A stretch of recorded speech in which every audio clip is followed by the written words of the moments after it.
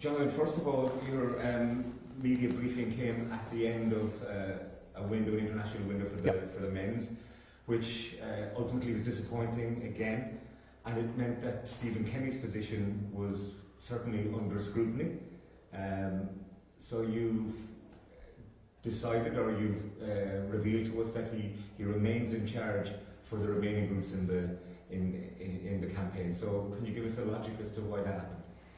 Yeah, I think we're looking to be consistent with the approach that we also took with the women's national team, and the concept of having a measured and detailed and fair review of a campaign at the end of a campaign is a sensible one for us to continue to take, and that's a decision that's been taken with the board as well.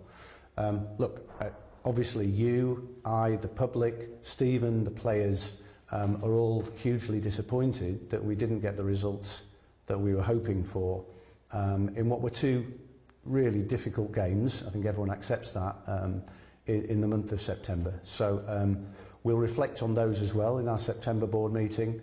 But on balance, we felt that it was right to allow Stephen and his wider team to concentrate on those games that still have to be played in October and November, and then we'll look at everything in the round in November. But are Stephen and his players playing for his position in the future, for his next contract? Could good results against Greece, against Gibraltar, away to the Netherlands, and indeed the friendly against New Zealand, change the tone of the conversation? Yeah, look, I think the players who have the honour of playing for the international team are playing for Ireland, and they want to win whatever the situation is, whatever the scenario or the context is. But I think after the games in September, they will be desperately keen to do as well as they can do in the games against Greece at home, and you know, if nothing else, to reward those brilliant fans who came and made such a fantastic atmosphere at the Aviva against both France and Holland, and they'll be fully focused and fully professional, as Stephen will be and his team, on the task in hand. And I think it's right for us to give both Stephen and the players the stability and space to be able to do that. Isn't there a danger, though, in a similar fashion to the Vera Pauw situation, where you leave a manager not knowing if his contract is to be renewed, or her case in the case of Vera, which leads to a vacuum into which all sorts of things can happen? No, I think Stephen is first of all is very happy that we've taken this supportive position of him. He understands his contractual situation. He understands his broader situation. You know, he's realistic in relation to how the football world works, and I think both he and we will take stock in November. But as I say, we're fully committed to supporting Stephen over the coming 2 months. The Nations League is a difficult one to assess, but there is a possibility that we may still qualify for a playoff in March through the Nations League ranking. Would Stephen remain in charge for that, in your opinion? Well, that's first of all, it's hypothetical in relation to what will happen over the next 2 international windows, and as you pointed out, it is really, really complex, and we'll wait to see where we end up and where the overall process ends up. But that's the reason why we've chosen to review the situation in the round in November, and we'll agree our next steps at that point. But won't he feel, as Vera Pauw did, that results will determine if he's to continue in the job? I think Stephen understands the position we're taking and the approach we're taking in relation to having that wider review, and to allow the board and all 11, maybe by then 12 board members, to discuss the overall situation in the round, and he's accepting of that. He has told me that he just wants to be as professional as he can be in relation, as he's always been, and the team has always been, and the preparation for all of these games have been second to none. He wants the same level of preparation for the games in October, and that's his focus right now. Is Stephen's training methods and his coaching methods aligned with Mark Hannon's view of how they should be, Mark Hannon being your director of football? Yeah, I think Mark has a view on not just training methods, and you know, there's a whole range of footballing issues that Mark is very experienced around, and wants to get the best possible approach, not just for our men's national team, but all of our international teams at underage level as well. So yeah, he will speak to Stephen on a regular basis in relation to all of Stephen's preparation. But as far as you're concerned, at the moment, is he happy with strength and conditioning, analytics, various coaching aspects of how the recovery of our men's team is prepared? Look, you'll need to ask Mark that question, and Mark is having those conversations on an ongoing basis with Stephen. But yes, I think he's very happy with the way in which the team is prepared. If we contrast that then with the women's team, it appears that there was a difference of opinion, as you put it, with regard to strength and conditioning. Vera Pauw had a very strong view on injury prevention, for example. How much of a factor was that in deciding not to renew her contract? Well, it was one of the areas that was discussed by a number of people within the review, including Vera. And Vera, as you say, has very strong and long-held views in relation to some of these areas, be it conditioning, be it the approach to training, and not at any point did we question Vera's commitment to those views, which she obviously she's completely entitled to and has been very successful with. But as with all sports and with all walks of life, sometimes you can have difference of opinion, and there can be a difference of opinion between a player and a coach, between a director of football and a player, and a director of football and a coach as well. And I think some of those differences, which are part and parcel of everyday professional sporting life, were teased out from the review. And it wasn't, I said very specifically, it wasn't just one single thing in relation to the review that led the board to the conclusion it took. But Vera Pauw made history, as you acknowledged, by bringing the Irish women's team to a major championship for the very first time. Doesn't that in many ways vindicate her approach and her methods? And I made it very clear, and will state again for the record, that myself, the whole of the FAI, clearly the Irish public, are all hugely thankful for Vera's achievement in relation to getting the team to its first ever World Cup. That was a collective effort for Vera, her staff and her team, and together they achieved that. And that can never be taken away from any of the people involved in that process.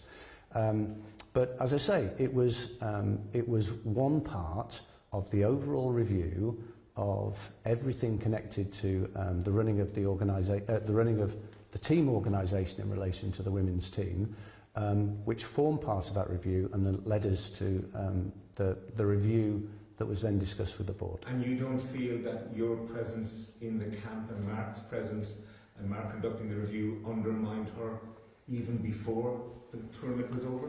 No, and again, I listened carefully to what Vera said, and genuinely I hope that our presence in camp, which was pre-agreed actually, would not have had any effect on the tournament itself or on the camp itself.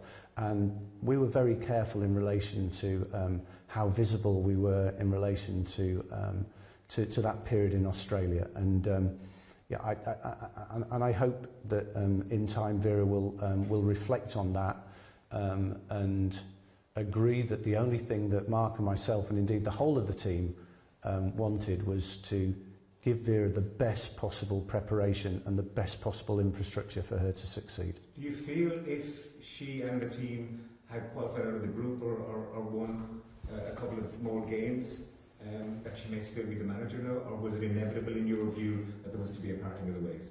No, I think, again, I'd say that the review process was agreed ahead of the tournament.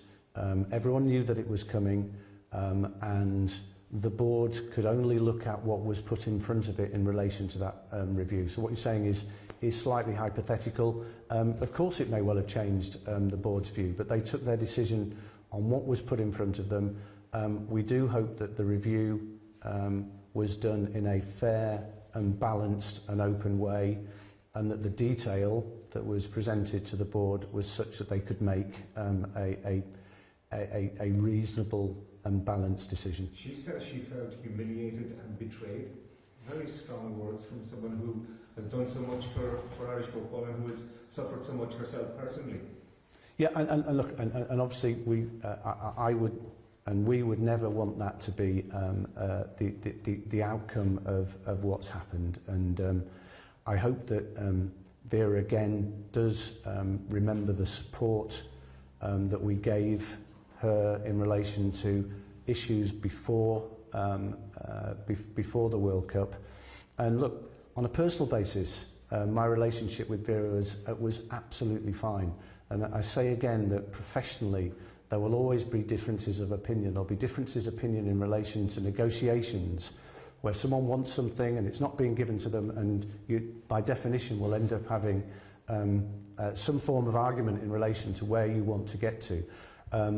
But all of that, I hope, was always done from myself and from those others within the association, with the best interests of the wider organisation and the game at heart. So that would be my position there.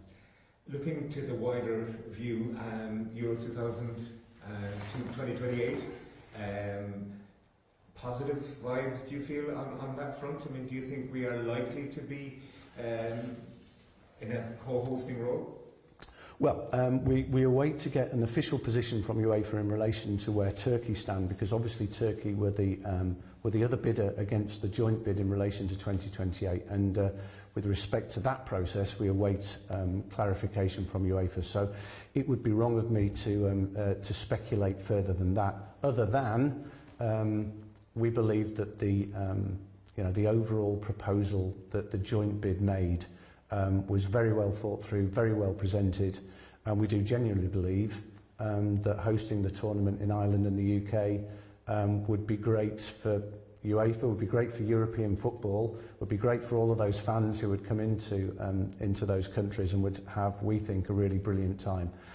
So, yeah, we remain very positive around our chances and very optimistic. Football is very political, though, and you know your way around UEFA. How likely do you think it is? Will Turkey withdraw? Look, at the moment, Turkey are talking about withdrawing from the 2028 process, but then joining up with Italy to have a joint bid for the 2032 process. But as I say, it's not for me to comment on that. That's for the Turkish Federation and for UEFA to outline the process from now on in. As you understand it, how many games would come to Dublin?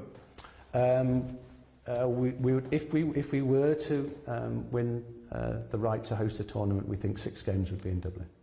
And what about the Northern Ireland aspect? That's part of the wider discussion and sits with the central bid team, and I'll let them address that as they feel fit. But do you feel that a new stadium would be built in time to host?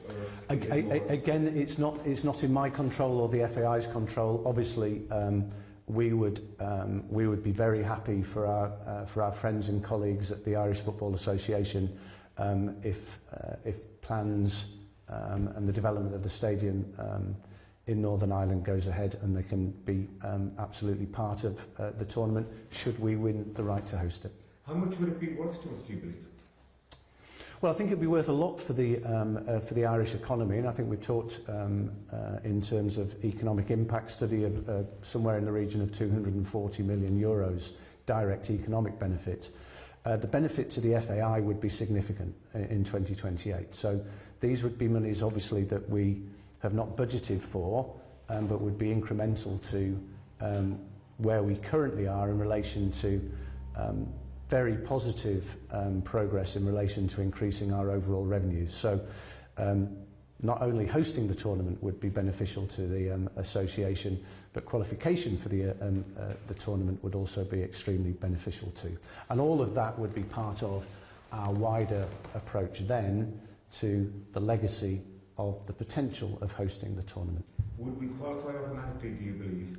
That sits with UEFA, so that's UEFA's decision, and is pushing for that, I presume. It's all part of the documentation that we've submitted to UEFA, but that's up to them to decide. Can I finally ask you about sponsorship? Because Although the women's team had a successful sponsorship, the men's team remain without a title sponsor, if you like, a main sponsor. And it's been that way since you've come into the office. Yeah, and look, we've talked a number of times about this, Tony, in relation to in the early period some of the effects of both Brexit and particularly the pandemic in relation to having to play international matches uniquely actually in front of empty stadia and such like. So it was challenging at the start of the process. We remain absolutely committed to the process of finding a men's national team sponsor. We believe that the direction of travel of the association and of our teams is such that there will be a business and a brand who want to be aligned with and associated with our men's national team. And our commercial director, Sean Kavanagh, is working extremely hard to get us to that point. Thank you, Jonathan. Thank you.